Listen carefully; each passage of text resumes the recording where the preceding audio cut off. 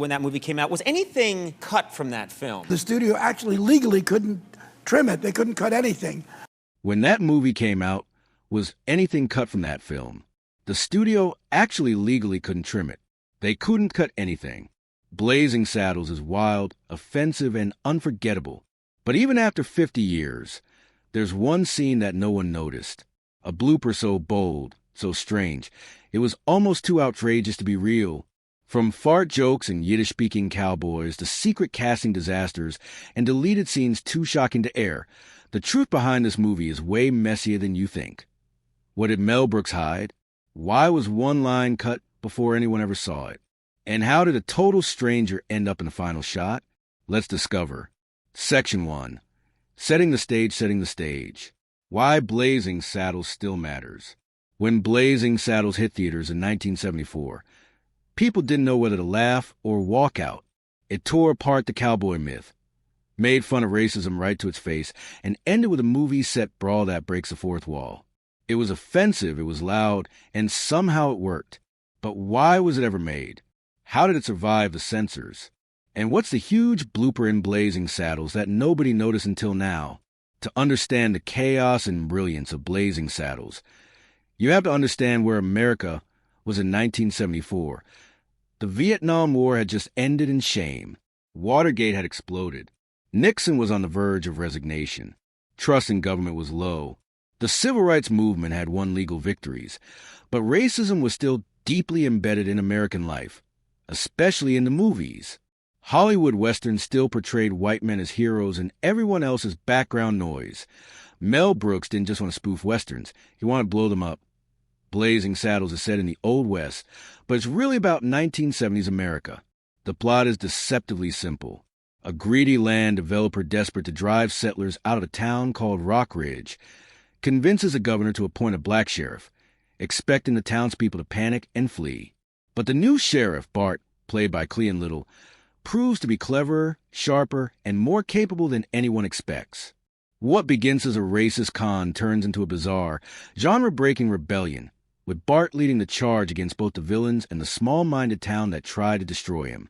On the surface, it looks like a slapstick comedy, but underneath the gags and sound effects is a dangerous idea. That racism, when exposed to light and laughter, crumbles. That's what made Blazing Saddles so powerful and so controversial. Audiences weren't used to hearing the N-word in a comedy, even when it was used to mock bigotry itself. They weren't used to toilet humor in mainstream movies. They definitely weren't used to a black hero outsmarting every white man in town. Brooks was pushing every line he could think of, and a few he probably didn't.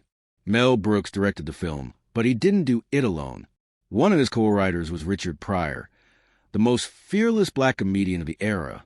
Pryor knew how to write jokes that bit down hard.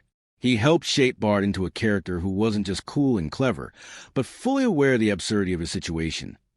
Pryor had originally been considered to play Bart himself, but the studio refused to insure him because of his history with harmful substances.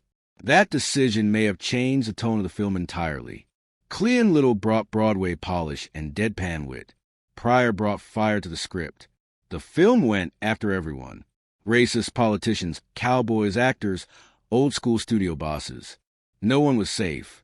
It shattered the idea that satire had to be subtle. Blazing Saddles wasn't interested in being polite. It wanted to slap you across the face, then make you laugh at how ridiculous the slap was. It mixed lowbrow and high concept, and it didn't care who it offended as long as the audience got the point. The result? A film. That could never be made the same way today. Even the way the movie ends is a statement. Instead of sticking to its Old West setting, Blazing Saddles breaks through the literal walls of the Warner Brothers studio, spilling into other sound stages, Hollywood streets, and eventually a theater showing the very same movie. It's a mess. It's absurd. It's genius. The characters become aware that they're in a movie. The satire eats itself alive, and Mel Brooks closes the loop with pure chaos.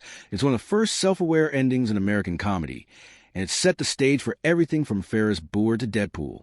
But even in all this madness, something slipped through. A moment so subtle that it took decades for anyone to notice it. And once you see it, you'll never unsee it. Section 2. The dirty joke that the dirty joke became Blazing Saddles' most hidden mistake.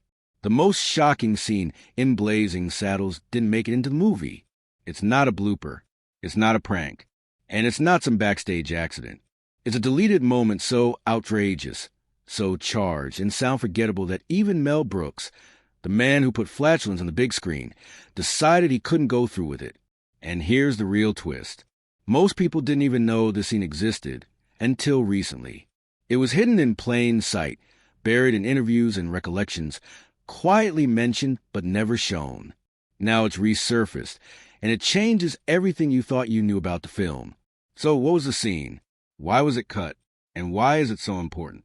Now, in the final cut of Blazing Saddles, we get a brief funny bedroom exchange between the glamorous Lily Vonup, played by Meline Kahn, and Sheriff Bart, portrayed by Cleon Little. It's flirtatious. It's suggestive, but it's nothing compared to what was originally shot. In the deleted version, Laylee and Bart are in her dressing room after sharing a candlelit meal, complete with a cheeky term schneiten, which itself is a not-so-subtle euphemism. As the lights go out and the screen fades to black, Lily's voice cuts through the dark in a heavy German accent. "Oh, is it true what they say about you people? How well you are built. Is it true?" There's a pause. The audience eye left hanging. And then comes the punchline. "I hate to disillusion you, ma'am. Beauty sucking on my arm." In a single beat, the film would have taken a massive risk, touching on the long-standing stereotype about black male anatomy, flipping it into comedy, and then undercutting it with a deadpan line. That one moment would have combined race, physicality, satire, and innuendo in a way that was arguably more explosive than anything else in the film. And yet, it never made it in. Because even for a film like Blazing Saddles, there were limits. Mel Brooks has spoken about this scene in interviews, including one with Conan O'Brien. He explained that it just felt like too much going past the point of satire and into something he worried would overshadow everything else. As someone who was trying to walk the tightrope between humor and commentary, had decided it wasn't worth the risk. So he shelved it. But that wasn't the only moment that got cut. There's another piece of dialogue that has floated around in production notes and crew memories. In this scene, Lily Von Stupp is once again turning up the charm, preparing to seduce Bart.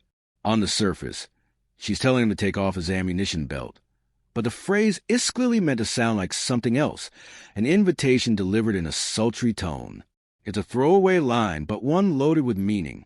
And then there's a third moment, a less defined but equally provocative exchange that never made it past the script stage.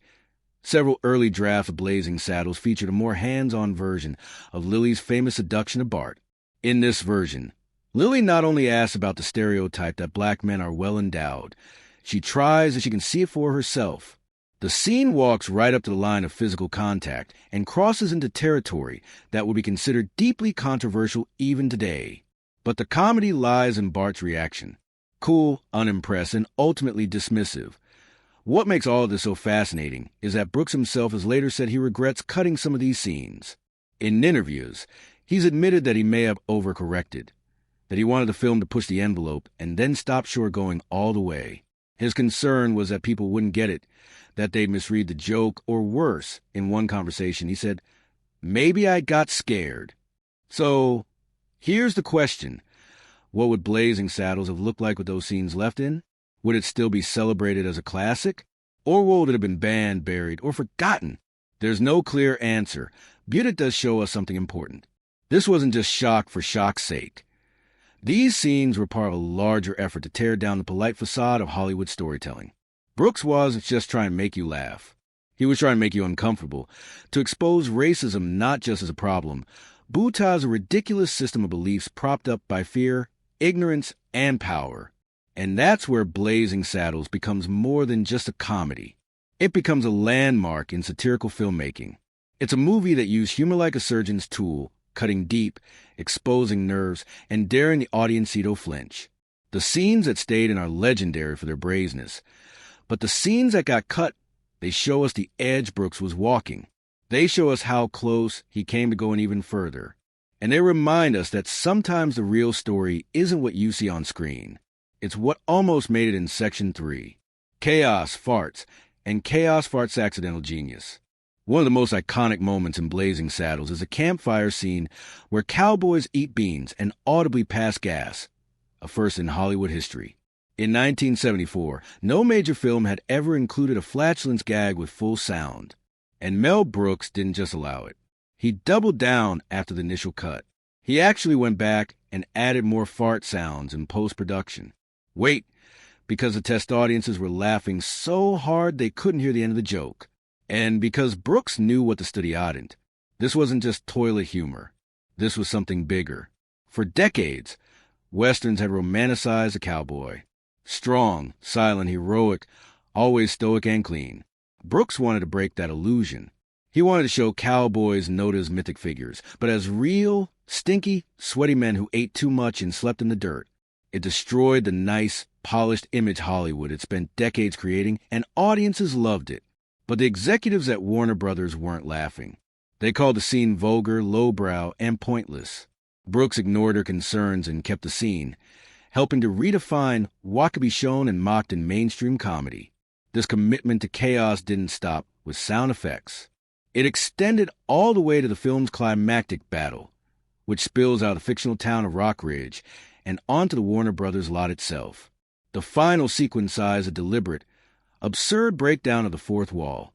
Characters fight through fake saloons, crash into a musical number, and end up on a Hollywood street where the action continues in front of a real theater. It's meant to feel chaotic and ridiculous. But even within that chaos, something happened that no one planned. As the cast runs out the studio gate and into the street, a man wearing a sweater walks calmly through the middle of the shot. He's not an extra. He's not in costume. He's not part of the film. He was just walking by,